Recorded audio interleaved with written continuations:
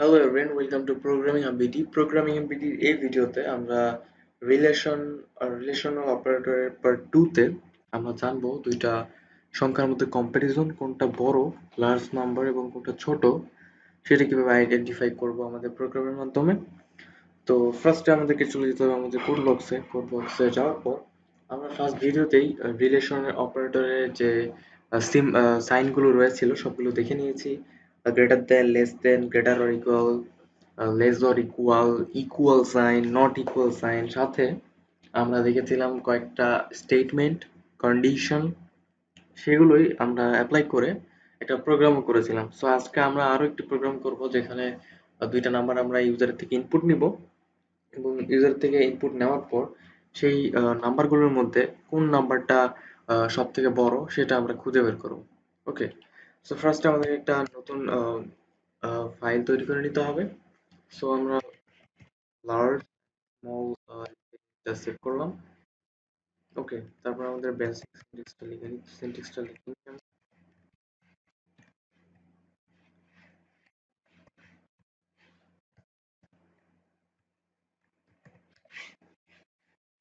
ওকে, তো এখন আমাদের যে করতে হবে, ইউজারের থেকে আমাদের দুইটা নাম্বার ইনপুট নিতে হবে এবং সেগুলো স্ক্যানএপ এর মাধ্যমে ইউজারকে প্রিন্টএফ এর মাধ্যমে ফার্স্টে দেখায় দিব যে দুইটা নাম্বার ইনপুট দেওয়ার জন্য।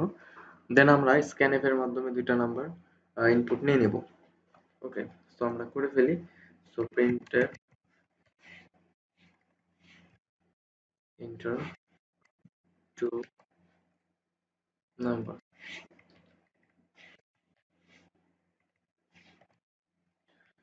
তো এই জন্য আমরা ইউজার থেকে যেহেতু দুইটা ইনপুট নিব সেজন্য ইন্টিজার সেজন্য ইন্টিজার আমরা নাম্বার 1 এন্ড নাম্বার 2 নিয়ে নিই।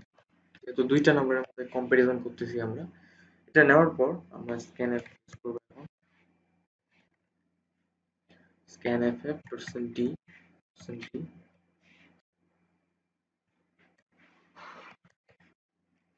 নাম্বার 1 এর মধ্যে এবং নাম্বার 2 এর মধ্যে। ওকে, এবার আমরা যা করব, আমাদের দুইটা নাম্বার ইনপুট নেওয়া শেষ। এখন আমাদের এই দুইটার মধ্যে কম্পারিজন করতে হবে।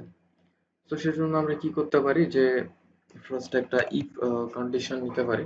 কন্ডিশনটা নেওয়ার পর কন্ডিশনটা এভাবে অ্যাপ্লাই করব যে নাম্বার 1 গ্রেটার দেন নাম্বার, ঠিক আছে?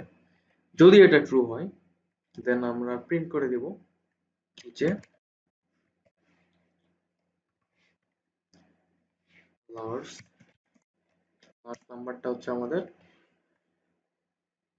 Number 1 %d new line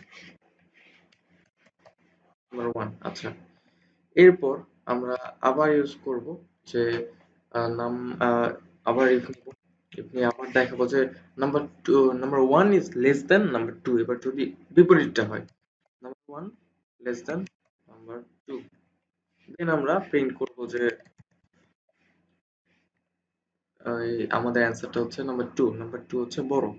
so তাহলে এখানে large large is %d new line number 2। ওকে, ডান। এরপর আমাদের এলস এলস এর পর printf নাম্বার। স্যার, আমাদের এখন ভাবতে হবে যে যদি number 1 is greater than number 2 হয় দেন নাম্বার 1 প্রিন্ট করবে, বিপরীতটা হলে নাম্বার 2 প্রিন্ট করবে। কিন্তু আমরা যদি আহ, আচ্ছা, যদি আমরা দুইটার নাম্বার সেম দিয়ে দেই দেন কিন্তু প্রোগ্রামটা রান করবে না।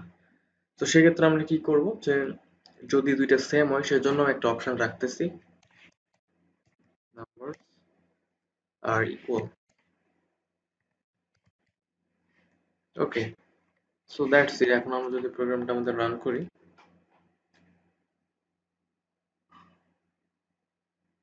ওকে, ভুল হয়ে গেছে। নাম্বার 1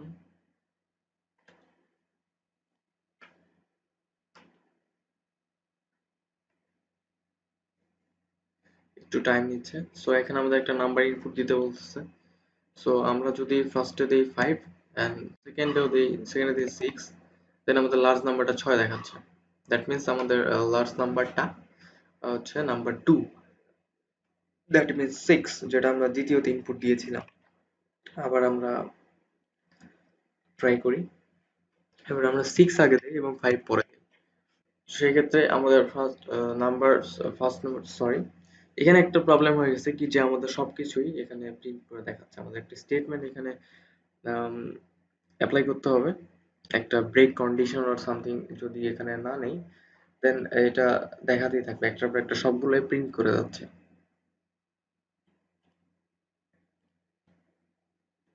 তো যেহেতু আমরা ইনপুট দিচ্ছি, ইনপুট দেওয়ার পর প্রত্যেকটাই দেখাচ্ছে যে কোনটা লার্জ কোনটা, সবকিছুই এখানে আমাদের প্রিন্টে চলে আসতেছে। লাইক আমরা 5 দেই, দেন এটা ঠিক আছে। বাট আমরা যদি এখানে একটা বাগ পাচ্ছি এরকম, যে ফার্স্টে যদি আমরা লার্জ নাম্বারটা দিয়ে দিই, পরে যদি সেই ছোট নাম্বারটা দেই, দেন লার্জ নাম্বারটা দেখাচ্ছে যে লার্জ নাম্বার কোনটা, বাট আমাদের এখানে নাম্বারস আর ইকুয়াল এটাও দেখাচ্ছে। দ্যাট মিন্স আমাদের প্রোগ্রামটা এইটা হয়ে, দেন 2 নাম্বার হয়ে, 2 নাম্বার কন্ডিশন হয়ে আবার এলসে ঢুকতেছে।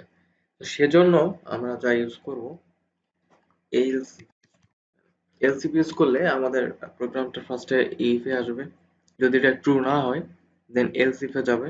ওই এলসিফে যাওয়ার পর যদি এটা ট্রু হয়, দেন ওখানেই প্রোগ্রামটা স্টপ হয়ে যাবে।